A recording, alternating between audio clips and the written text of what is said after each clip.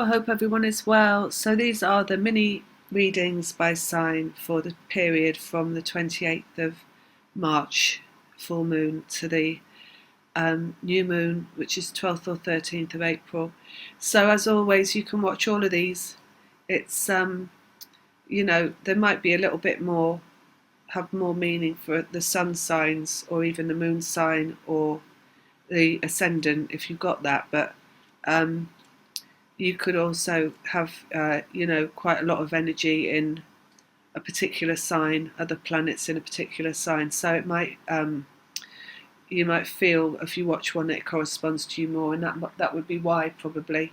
So they're only short anyway. So what else? I'm still doing personal readings. I've got my website up and running now, so the link is in the description box below, and I am on Facebook. Someone did point out to me that it's not linking correctly from the YouTube videos I put out. So if you wanted to join me on Facebook, you can link to that through my website actually.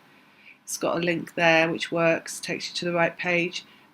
Saying that though, I don't actually use Facebook that much because I don't like it that much, to be honest. But I might start to, you never know. Just see how it goes. And then that is it really. So I feel like also just wanted to say, since this morning I feel like the energy shifted a bit upwards. So it feels like we're in this like crossroads, like a juncture. It's a bit confused, volatile. Feels like we're kind of simultaneously in the head and the heart at the moment, and it doesn't quite know which way to go.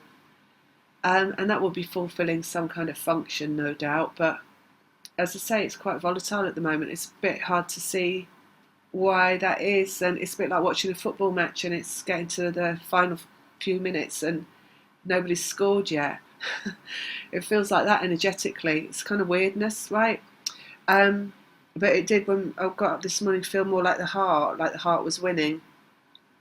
Anyway, we should have to see how it goes because it's still 3 days before the moon, but I feel like something's about to pop and something's about to jump out of whether it's jumping out of the shadows or jumping out of a plane, I don't really know, but we'll have to see what happens, won't we?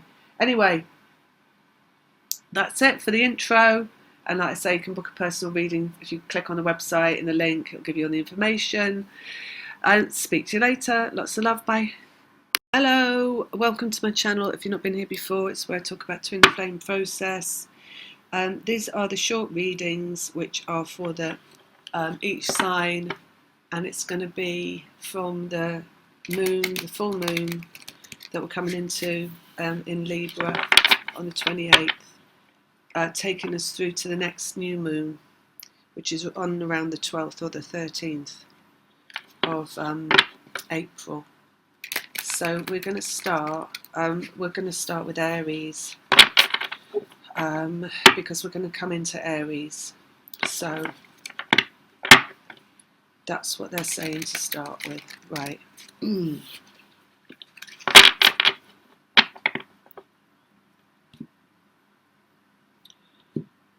Okay, Aries. Let's have a look. All right, we've got Ten of Swords, so that's an ending, and it's in the mind. Swords represents the thinking, so it could be changing a way of thinking, changing your mind about something even, coming to a conclusion, a final conclusion. So that's 10 there, completion.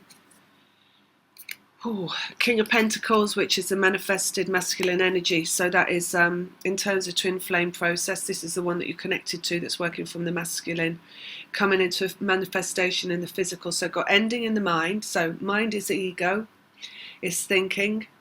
We've got an ending around that in the masculine, in the physical representation of the masculine. So that's that person that you're connected to, coming to a new understanding, a clear understanding, a clarified understanding, of ending of a process inside their mind, an ending of a process in terms of their ego. Seven of Pentacles, and then we've got fruition in the physical world, which is something else coming into being in the physical world. So for some that we're looking at, Aries, if we're looking at Aries feminine, This is the one that you're connected to, right? If we're looking at, you're looking at it for your Aries masculine, then this is for the Aries masculine. So basically coming to fruition in the physical world. So ending around the mind and the manifestation of the physical aspect of the masculine, and that fruition there, the seven of Pentacles, something coming into being. It could be they under their process, the masculine's process, and then coming into the point of return. Could definitely be that. Could be them coming to a way of thinking, a way of understanding, just a point of, you know, reorganization inside their brain, where they come to a ending of process, ending of all that ego that runs through them, all the programming. Could be that. And if you're looking at it as the feminine, you run their programming through your mind. So every time all that programming they're in their mind, which is about ego, you experience it as worry, shame, regret, fear, all that kind of stuff coming through your mind. But we got fruition, right? Because we've got ending on that, the masculine process basically of eliminating ego and fear. Excuse me, that's actually a shared process. Let's get one more and see what that is. Four of Pentacles right now. Four of Pentacles is right now in the physical world, so it could be that you're going to experience in the next 2 weeks what is the ending of the fear spectrum coming through you. Either one of you, masculine or feminine, Aries, because it's going on in the masculine, but it's experienced through the feminine. So, and the fruition comes on that. So it just looks like it's right now you're going through the ending of that process. I'll just get one more.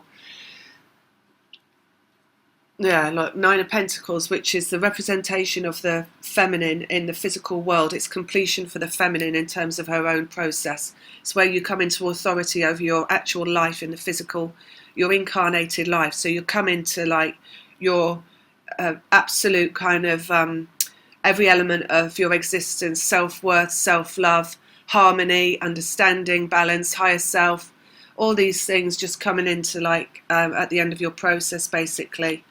Is in fact the same point as the elimination of the ego from the masculine. So it looks like you're coming through to the end of the process. Next 2 weeks, one or well, it's both because they're the same. So let's get rid of the lighter. Okay, Aries, and then we're going to go with we'll do them by types. So Aries, Leo, we're going to do next. Two of Swords, which is head over heart. Ace of Swords, which is brand new communication.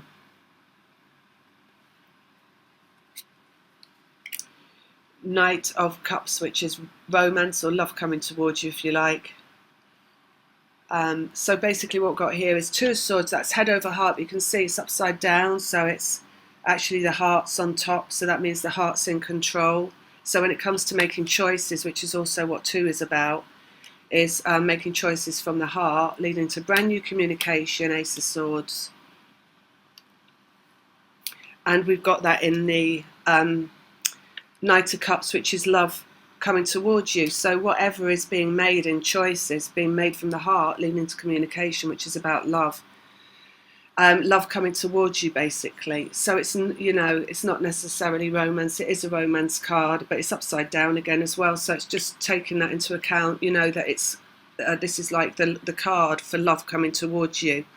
So it's not a head over heels kind of running into a romantic endeavour. It's more like a taking it slowly, working towards maybe romance at some point. But first of all would come just the getting to know you, and that kind of lighter end, that's lighter end of side of love, and that feeling of kind of lightness that comes in when you're just getting to know somebody without any issues involved, basically.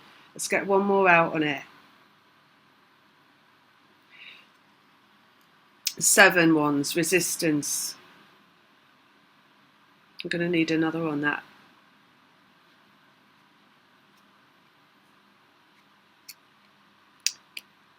5 of Pentacles, which is separation.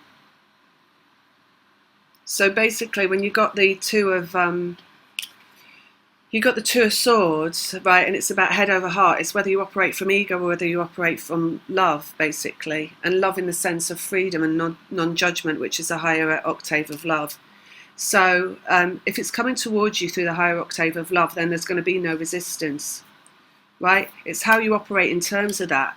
Ace of Swords, which is brand new communication. So if you have something coming towards you, and we're talking about separation, so it's showing there Five of Pentacles, and that is something that is about love. So maybe there was romance once, maybe there was love once, maybe it's been, you know, obviously separation, and there isn't.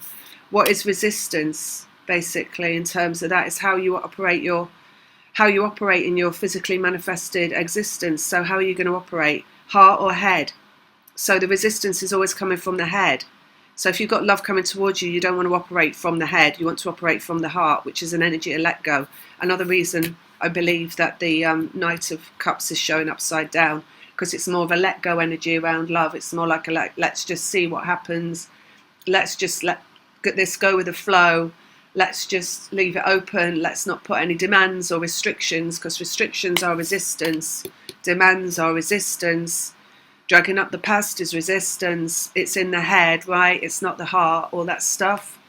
So that's just what they're saying for Leo. It's like, if you have something coming towards you that is of love, then let it be of love, basically. And let it be, remain open to that.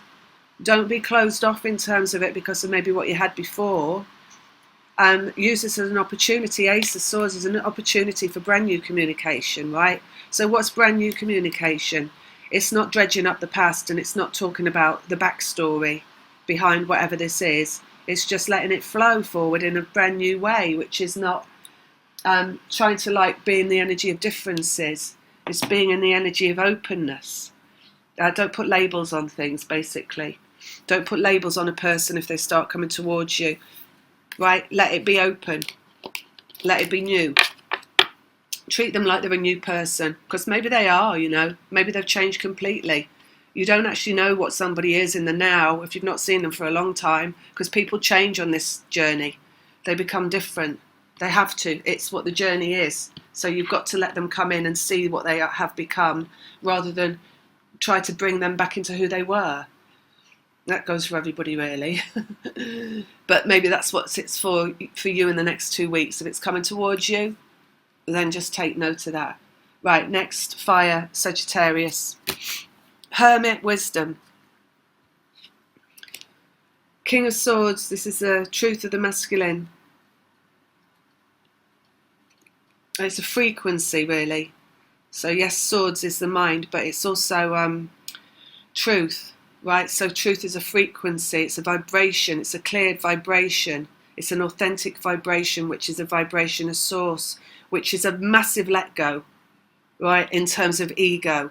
So the truth of the masculine is never about a set of rules or a set of regulations or a manifesto or anything like that. It's never about manipulation or control or an agenda or anything like that. It's about, let's see how it goes.